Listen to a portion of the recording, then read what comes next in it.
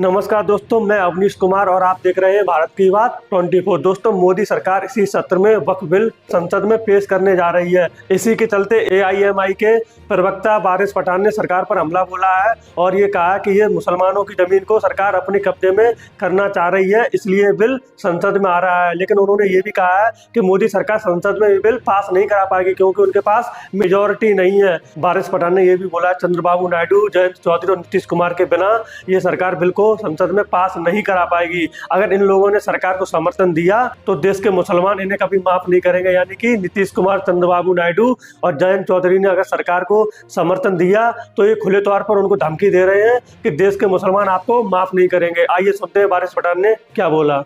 हाँ, वक्फ बिल आने वाला है। हम भी सुन रहे हैं कि ईद बाद वो पार्लियामेंट के अंदर पेश होगा, लेकिन हमारा तो ये बोलना है, देखिए एक बात तो ये है कि लोकसभा में वक्फ बिल को पास होना बहुत डिफिकल्ट है क्योंकि लोकसभा में बीजेपी के पास मेजोरिटी नहीं है। अगर बीजेपी को ये बिल पास करना है तो उसको चंद्रबाबू नायडू, नीतीश कुमार, बाद में चिराग पासवान और जयंत चौधरी, ये इनका समर्थन लेना जरूरी है।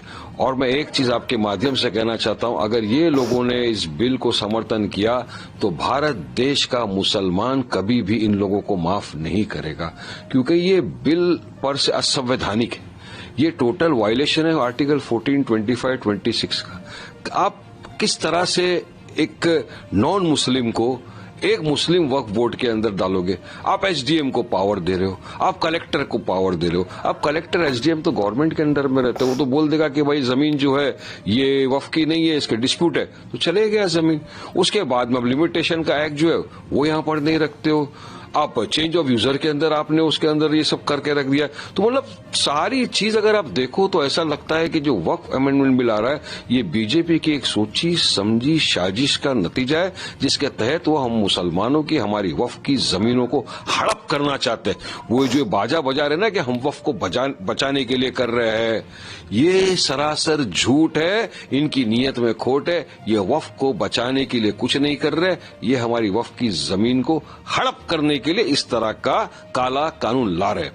दोस्तों, एआईएमआईएम के प्रवक्ता की बात आपने सुनी होगी। ये इनडायरेक्टली कहीं ना कहीं जयंत चौधरी, चंद्रबाबू नायडू और नीतीश कुमार को धमकी दे रहे हैं कि अगर आपने समर्थन सरकार का किया तो देश का मुसलमान आपको माफ नहीं करेगा। दोस्तों, वारिस पठान ने जो बात कही है उस पर आपकी क्या राय है, कमेंट बॉक्स में कमेंट करके जरूर बताएं, क्योंकि हमारे लिए आपकी राय सर्वोपरि है और देश के लोगों के मन में इस बिल को लेकर क्या राय है वो भी पता चलती है कमेंट के द्वारा। तो कमेंट जरूर करिएगा।